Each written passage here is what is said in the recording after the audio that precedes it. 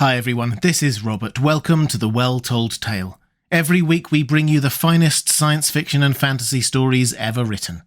Today we return to the brutal and guttural world of Hyboria and Conan the Barbarian. This is one of the earlier stories in Conan's timeline. He is a mercenary with a reputation, motivated by money and his own base desires, but also with a moral code that we see just glimpses of in this tale. As always with Conan, this is a violent story, not for the faint-hearted, but the language continues to shine with bombastic majesty. It's time to pull up a chair, relax, and enjoy part 1 of Rogues in the House by Robert E. Howard. Chapter 1. One fled, one dead, one sleeping in a golden bed. Old Rhyme. At a court festival, Nabonidus, the Red Priest, who was the real ruler of the city, touched Murillo, the young aristocrat, courteously on the arm. Murillo turned to meet the priest's enigmatic gaze and to wonder at the hidden meaning therein. No words passed between them, but Nabonidus bowed and handed Murillo a small gold cask. The young nobleman, knowing that Nabonidus did nothing without reason, excused himself at the first opportunity and returned hastily to his chamber. There he opened the cask and found within it a human ear, which he recognised by a peculiar scar upon it. He broke into a profuse sweat and was no longer in doubt about the meaning in the Red Priest's glance. But Murillo, for all his scented black curls and foppish apparel, was no weakling to bend his neck to the knife without a struggle. He did not know whether Nabonidus was merely playing with him or giving him a chance to go into voluntary exile, but the fact that he was still alive and at liberty proved that he was to be given at least a few hours, probably for meditation. However, he needed no meditation for decision. What he needed was a tool.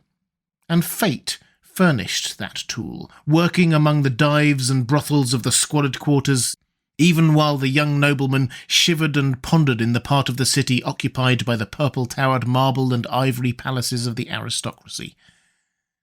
There was a priest of Anu, whose temple, rising at the fringe of the slum district, was the scene of more than devotions. The priest was fat and full-fed, and he was at once a fence for stolen articles and a spy for the police. He worked a thriving trade both ways because the district on which he bordered was the Maze, a tangle of muddy, winding alleys and sordid dens frequented by the bolder thieves in the kingdom. Daring above all were a Gunderman deserter from the mercenaries and a barbaric Chimerian. Because of the priest of Anu, the Gunderman was taken and hanged in the market square, but the Chimerian fled, and learning in devious ways of the priest's treachery, he entered the temple of Anu by night and cut off the priest's head. There followed a great turmoil in the city, but the search for the killer proved fruitless until a woman betrayed him to the authorities and led a captain of the guard and his squad to the hidden chamber where the barbarian lay drunk. Waking to stupefied but ferocious life when they seized him, he disemboweled the captain, burst through his assailants and would have escaped but for the liquor that still clouded his senses.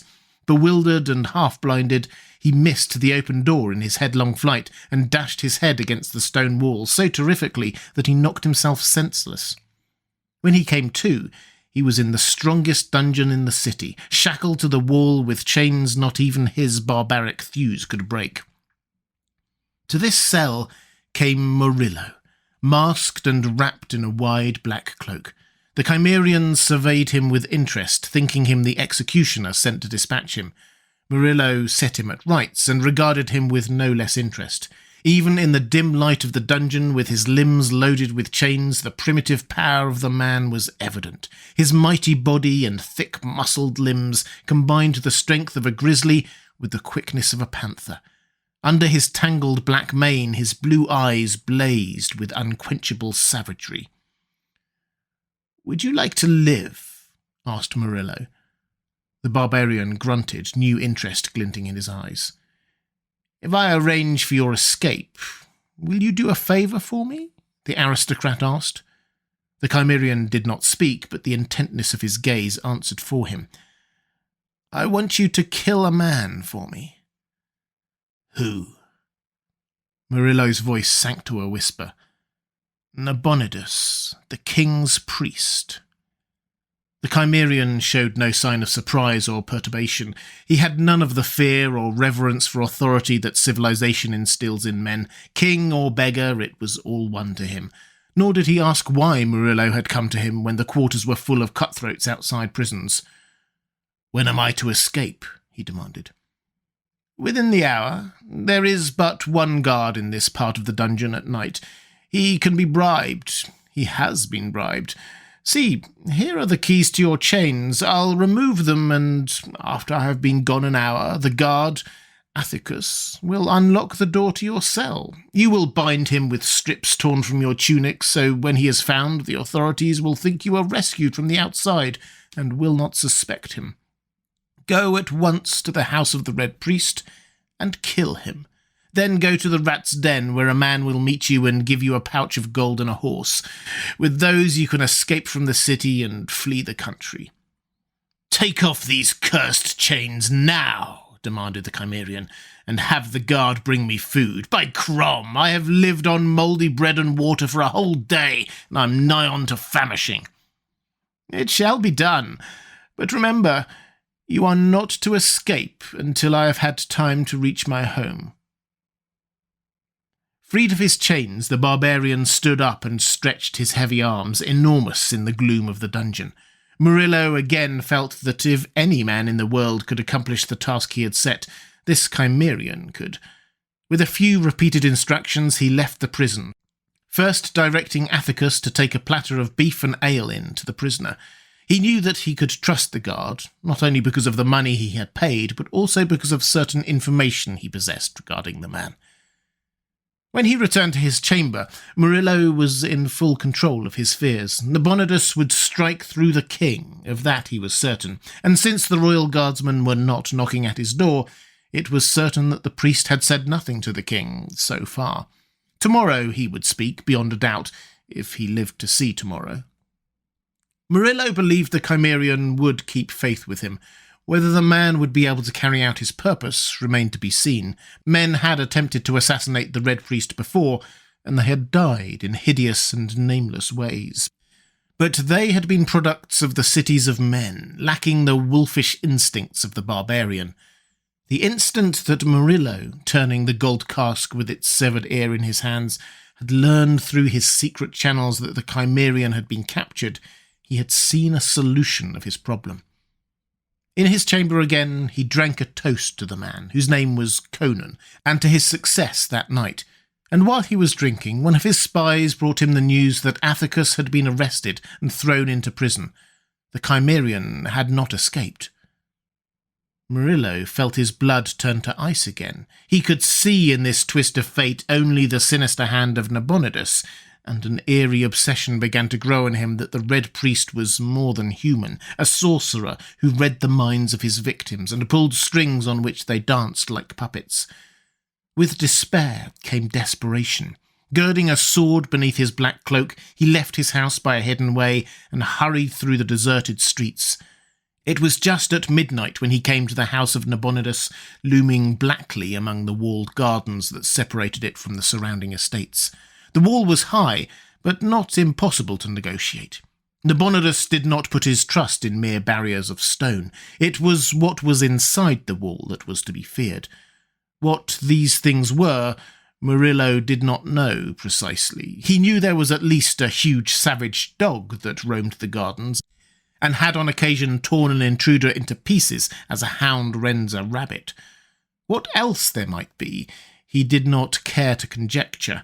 Men who had been allowed to enter the house on brief, legitimate business reported that Nabonidus dwelled among rich furnishings, yet simply, attended by a surprisingly small number of servants. Indeed, they mentioned only one as having been visible, a tall, silent man called Joka.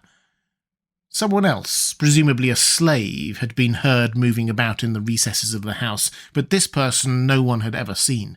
The greatest mystery of this mysterious house was Nabonidus himself, whose power of intrigue and grasp on international politics had made him the strongest man in the kingdom. People, chancellor and king moved puppet-like on the strings he worked. Murillo scaled the wall and dropped down into the gardens, which were expanses of shadow, darkened by clumps of shrubbery and waving foliage. No light shone in the windows of the house, which loomed so blackly among the trees. The young nobleman stole stealthily, yet swiftly, through the shrubs. Momentarily he expected to hear the baying of the great dog, and to see its giant body hurtle through the shadows. He doubted the effectiveness of his sword against such an attack. But he did not hesitate, as well die beneath the fangs of a beast as of the headsman. He stumbled over something bulky and yielding. Bending close in the dim starlight, he made out a limp shape on the ground. It was the dog that guarded the gardens. It was dead. Its neck was broken, and it bore what seemed to be the marks of great fangs. Murillo felt that no human being had done this. The beast had met a monster more savage than itself. Murillo glared nervously at the cryptic masses of bush and shrub. Then, with a shrug of his shoulders, he approached the silent house. The first door he tried proved to be unlocked. He entered warily, sword in hand, and found himself in a long, shadowy hallway, dimly illuminated by a light that gleamed through the hangings at the other end. Complete silence hung over the whole house. Murillo glided along the hall and halted to peer through the hangings. He looked into a lighted room, over the windows of which velvet curtains were drawn so closely as to allow no beam to shine through. The room was empty, insofar as human life was concerned, but it had a grisly occupant nevertheless. In the midst of a wreckage of furniture and torn hangings that told of a fearful struggle, lay the body of a man. The form lay on its belly, but the head was twisted about so that the chin rested behind a shoulder. The features, contorted into an awful grin, seemed to leer at the horrified nobleman. For the first time that night, Murillo's resolution wavered. He cast an uncertain glance back the way he came. Then the memory of the headsman's block and axe steeled him, and he crossed the room, swerving to avoid the grinning horror sprawled in its midst. Though he had never seen the man before, he knew from former descriptions that it was Joka, Nabonidus's saturnine servant.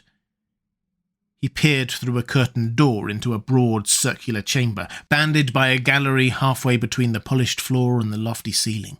This chamber was furnished as if for a king. In the midst of it stood an ornate mahogany table, loaded with vessels of wine, and Murillo stiffened. In a great chair whose broad back was toward him, he saw a figure whose habiliments were familiar. He glimpsed an arm in a red sleeve resting on the arm of the chair. The head, clad in the familiar scarlet hood of the gown, was bent forward as in meditation. Just so had Murillo seen Nabonidus sit 100 times in the royal court. Cursing the pounding of his own heart, the young nobleman stole across the chamber, sword extended, his whole frame poised for the thrust. His prey did not move, nor seem to hear his cautious advance. Was the Red Priest asleep, or was it a corpse which slumped in that great chair? The length of a single stride separated Murillo from his enemy, when suddenly the man in the chair rose and faced him. The blood went suddenly from Murillo's features. His sword fell from his fingers and rang on the polished floor. A terrible cry broke from his livid lips. It was followed by the thud of a falling body. Then once more silence reigned over the house of the Red Priest. Chapter 2. Shortly after Murillo left the dungeon where Conan the Cimmerian was confined, Athicus brought the prisoner a platter of food, which included, among other things, a huge joint of beef and a tankard of ale. Conan fell to voraciously, and Athicus made a final round of the cells to see that all was in order and that none should witness the pretended prison break. It was while he was so occupied that a squad of guardsmen marched into the prison and placed him under arrest. Murillo had been mistaken when he assumed this arrest denoted discovery of Conan's planned escape. It was another matter. Athicus had become careless in his dealings with the underworld, and one of his past sins had caught up with him. Another jailer took his place, a stolid, dependable creature whom no amount of bribery could have shaken from his duty. He was unimaginative, but he had an exalted idea of the importance of his job. After Athicus had been marched away to be formally arraigned before a magistrate, this jailer made the rounds of the cell as a matter of routine. As he passed that of Conan, his sense of propriety was shocked and outraged to see the prisoner free of his chains and in the act of gnawing the last shreds of meat from a huge beef bone. The jailer was so upset that he made the mistake of entering the cell alone, without calling guards from the other parts of the prison. It was his first mistake in the line of duty, and his last. Conan brained him with the beef bone, took his poignard and his keys, and made a leisurely departure. As Murillo had said, only one guard was on duty there at night. The Chimerian passed him outside the walls by means of the keys he had taken, and presently emerged into the outer air, as free as if Murillo's plan had been successful. In the shadows of the prison walls, Conan paused to decide his next course of action. It occurred to him that since he had escaped through his own actions, he owed nothing to Murillo. Yet it had been the young nobleman who had removed his chains and had the food sent to him, without either of which his escape would have been impossible. Conan decided that he was indebted to Murillo, and since he was a man who discharged his obligations, eventually, he determined to carry out his promise to the young aristocrat. But first, he had some business of his own to attend to. He discarded his ragged tunic and moved off through the night naked but for a loincloth. As he went, he fingered the poignard he had captured, a murderous weapon with a broad, double-edged blade 19 inches long. He slunk along alleys and shadowed plazas until he came to the district which was his destination, the maze.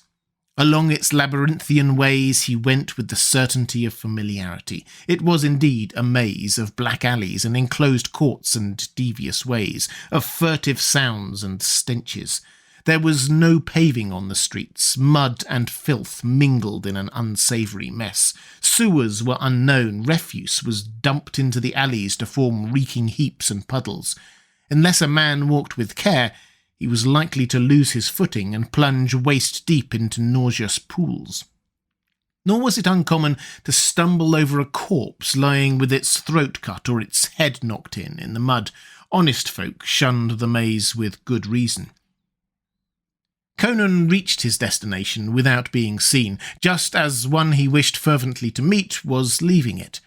As the Chimerian slunk into the courtyard below, the girl who had sold him to the police was taking leave of her new lover in a chamber 1 flight up.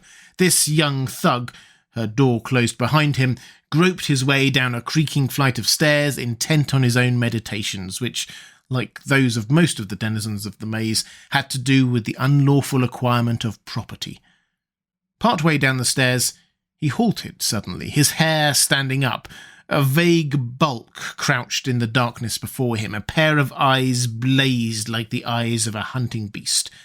A beast-like snarl was the last thing he heard in life. As the monster lurched against him and a keen blade ripped through his belly, he gave one gasping cry and slumped down limply on the stairway. The barbarian loomed above him for an instant, ghoul-like, his eyes burning in the gloom. He knew the sound was heard, but the people in the maze were careful to attend to their own business. A death cry on darkened stairs was nothing unusual. Later, someone would venture to investigate, but only after a reasonable lapse of time. Conan went up the stairs and halted at the door he knew well of old. It was fastened within, but his blade passed between the door and the jamb and lifted the bar. He stepped inside, closing the door after him, and faced the girl who had betrayed him to the police. The wench was sitting cross-legged in her shift on her unkempt bed. She turned white and stared at him as if at a ghost. She had heard the cry from the stairs, and she saw the red stain on the poignard in his hand, but she was too filled with terror on her own account to waste any time lamenting the evident fate of her lover. Conan did not reply. He merely stood and glared at her with his burning eyes, testing the edge of his poignard with a calloused thumb. At last, he He crossed the chamber while she cowered back against the wall, sobbing frantic pleas for mercy. Grasping her yellow locks with no gentle hand, he dragged her off the bed. Thrusting his blade in the sheath, he tucked his squirming captive under his left arm and strode to the window. As in most houses of that type, a ledge encircled each story, caused by the continuance of the window ledges. Conan kicked the window open and stepped out on that narrow band. If any had been near or awake, they would have witnessed the bizarre sight of a man moving carefully along the ledge, carrying a kicking, half-naked wench under his arm. They would have been no more puzzled than the girl. Reaching the spot he sought, Conan halted, gripping the wall with his free hand.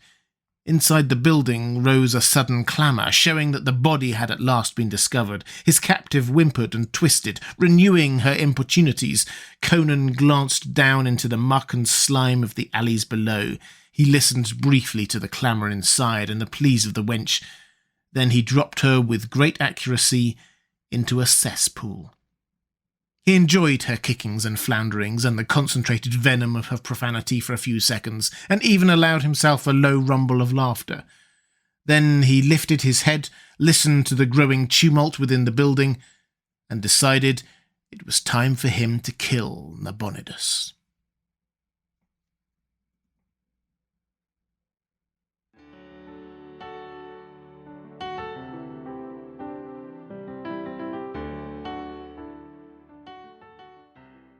And welcome back. I hope you enjoyed the first half of Rogues in the House. If you did enjoy it, please consider supporting The Well Told Tale on Patreon at patreon.com/thewelltoldtale. There's a link in the description. I'll be back next week with the conclusion of this tale. I hope you can join me.